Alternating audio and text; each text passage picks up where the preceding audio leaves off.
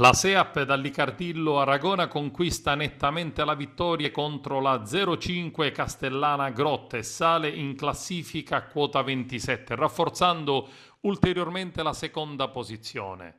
Il sestetto allenato da Luca Secchi si è imposto con questi parziali 25-19, 25-23, 25-13. Migliore realizzatrice in casa Agrigento Ambra Composto con 11 punti.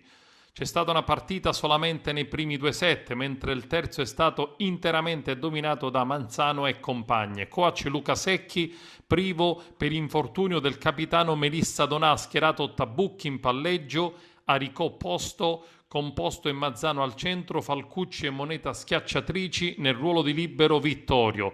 Nel corso del match hanno trovato spazio anche Baruffi e Parisi. Primo e secondo set ha trovato lo stesso schema del primo, con il sestetto aragonese avanti di alcuni punti e la 05 Castellana Grotte chiamata alla rimonta con la squadra grigentina che regala parecchi punti al sestetto di Ciliberti.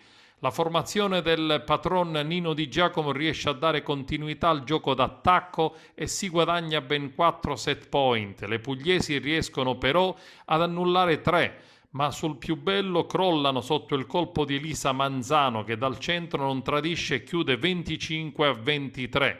La 05 Castellana Grotte termina qui la partita perché nel terzo set non riesce ad ostacolare la voglia di vittoria delle padrone di casa. I parziali sono nettamente a favore della SEAP dall'Icardillo Agrigento.